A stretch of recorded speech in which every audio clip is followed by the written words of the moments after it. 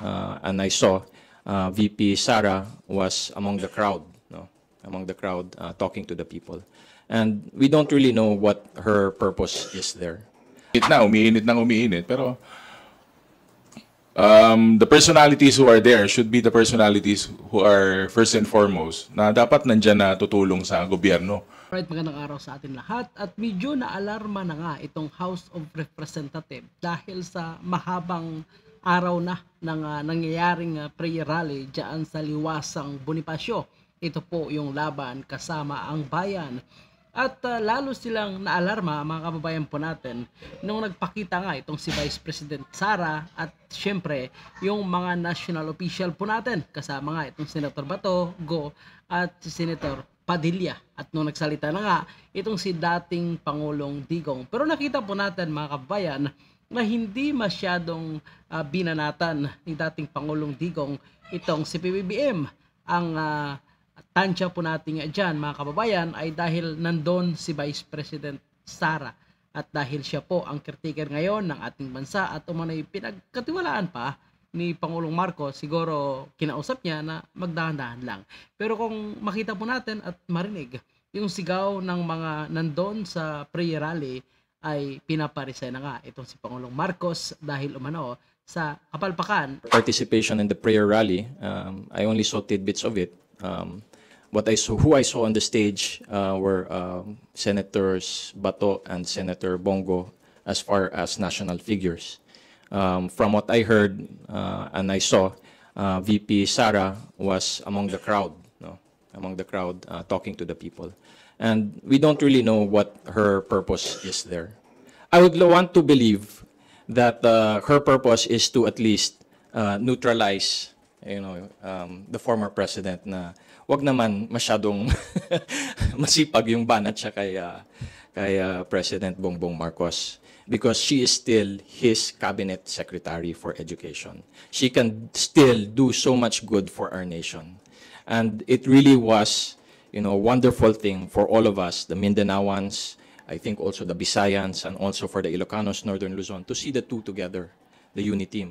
That is the greatest, I think the closest in modern history where the Philippine people as a nation were united. So I would not want to give up on that dream na sinasabi ng mga tao na wala na yung UNITEAM. No? I wouldn't want to give that up on that. I hope that being, his daughter, our former president, President Duterte, will somewhat be, in a way parang tapered down or like a dialogue can open because this doesn't help anybody.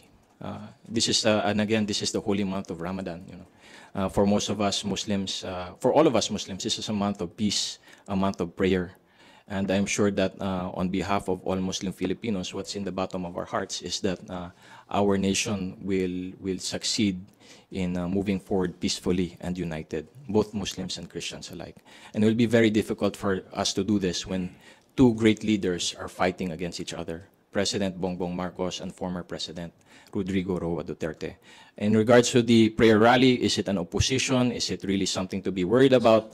Kami naman, we're from Mindanao. So basta lang walang armas, walang crossfire, walang violence, there's no harm. It's part of our democratic process for us to have freedom of prayer, freedom of opinion, freedom of speech, and in the end of the day, I strongly believe that the majority of the Filipino people will rally with our President Bongbong Marcos, because he's doing the right thing.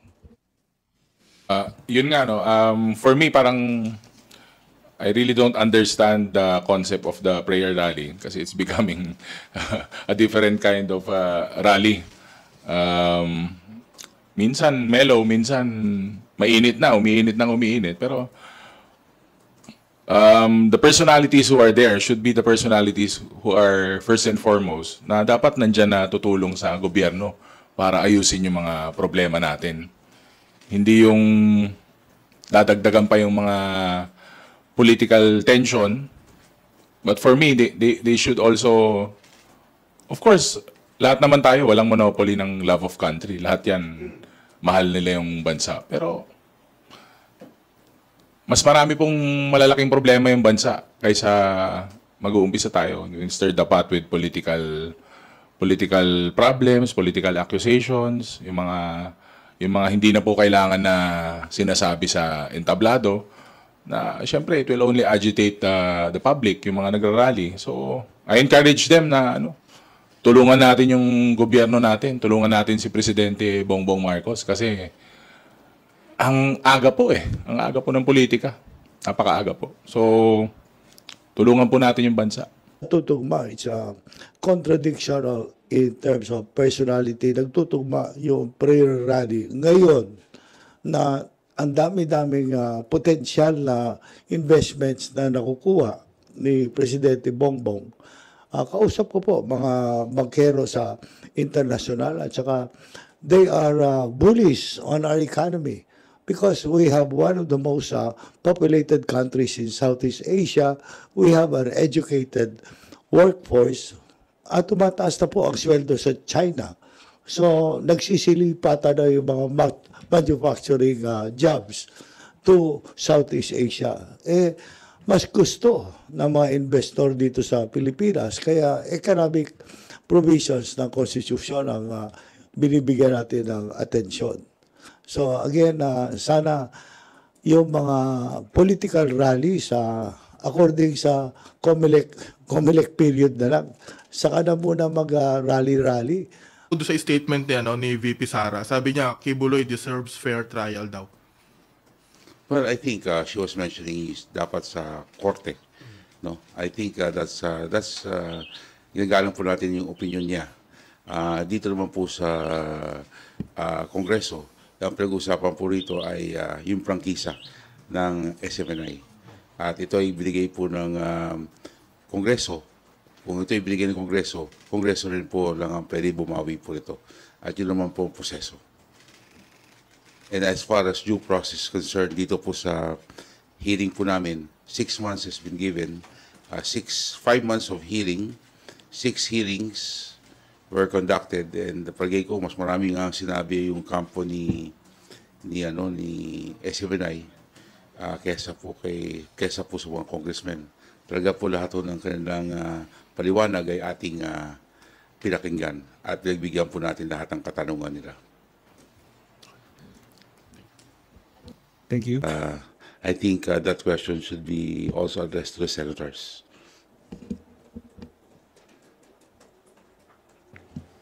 Kung yung pangalawa po, sir, do you think there's a greater chance for the pastor to show up in the House hearings? Kasi parang may promise po si Atty. Topacio na he'll try to convince si Pastor Kibuloy to attend.